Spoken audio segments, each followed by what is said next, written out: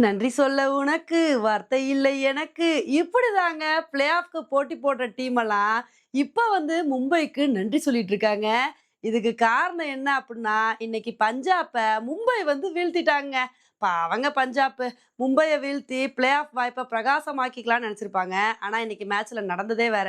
இன்னைக்கு மும்பை டாஸ வின் பண்ணி first bowling வந்து சூஸ் பண்ணாங்க. சும்மாவே பஞ்சாப் பேட்டிங்ல அதிரடி காட்டுவாங்க. இன்னைக்கு என்ன பண்ண போறாங்களோ அப்படின்னு தாங்க எதிர்பார்த்தோம். அதுக்கு தகுந்தாப்புல ஆரம்பம்லாம் நல்லா தாங்க வந்து இருந்துச்சு. பிரியான்ஸ் ஆர்யா, பிரப்சிம்ரன் சிங் 2 பேருமே நல்லா வந்து ஸ்டார்ட் பண்ணாங்க. இவங்களோட பார்ட்னர்ஷிப்பே வழக்கம் போல வந்து நல்லா வந்து போச்சு. அப்படியே இந்த பார்ட்னர்ஷிப் கன்டின்யூ ஆக நினைக்கும்போது, ஒரு கட்டத்தில பிரியான்ஸ் ஆர்யா வந்து அவுட் ஆனாரு. ஆனா பிரப்சிம்ரன் சிங் நான் வழக்கம் போல நல்ல ஒரு இன்னிங்ஸ குடுத்து ஹாஃப் செஞ்சுரி அடிச்சு அசத்துவேன்னு சொல்லிட்டு நல்லா தாங்க வந்து விளையாண்டாரு. சரி அப்படியே அவரோட இன்னிங்ஸ் கன்டின்யூ ஆக நினைக்கும்போது, அப்பதாங்க பஞ்சாப் கேமனா தாக்கூர் வந்துட்டாரு.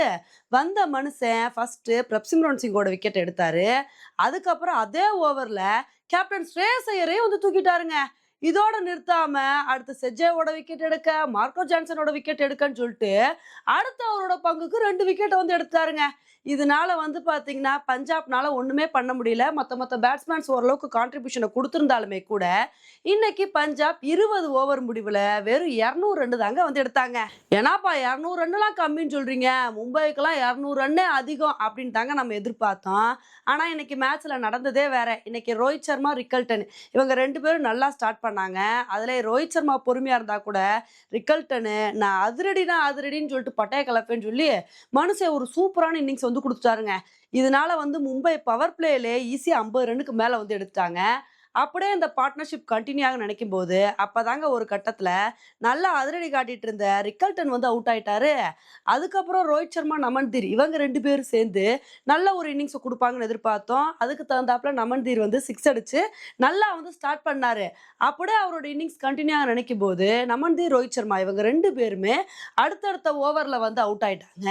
என்னப்பா கொஞ்சம் மேட்ச் டஃப்பா போயிருமோ அப்படின்னு நினைக்கும்போது, அப்பதாங்க திலக் வர்மா இருந்துகிட்டு, "எப்பா நான் இருக்கிற வரைக்கும் எதுக்கு கவலைப்படுறீங்க? நான் எப்படி விளையாடுறேன்னு பாருங்கன்னு" சொல்லி மனுஷன் ஒரு சூப்பரான இன்னிங்ஸ் வந்து குடுத்தாருங்க. அவர் கூட ஸ்டார்ட்டிங்ல ரூதர்ஃபோர்ட் வந்து சப்போர்ட் பண்ணாரு. அவரும் நல்லா அதிரடி காட்டினாரு. ஆனா ஒரு கட்டத்துல அவர் அவுட் ஆயிட்டாரு. அதுக்கப்புறம் வில் ஜாக்ஸ், அதுக்கப்புறம் திலக் வர்மா இவங்க 2 பேரும் நல்ல இன்னிங்ஸ குடுத்தாங்க. திலக் வர்மா இன்னைக்கு ஹாஃப் செஞ்சுரி அடிச்சு அசத்தி, மனுஷன் ஒரு சூப்பரான இன்னிங்ஸ் வந்து குடுத்தாருங்க. இதனால இந்த மேட்ச மும்பை ரொம்ப கம்ஃபர்டபுளா ஒரு பால் மிச்சம் இருக்கும்போதே 6 விக்கெட் வித்தியாசத்துல வந்து வின் பண்ணிட்டாங்க.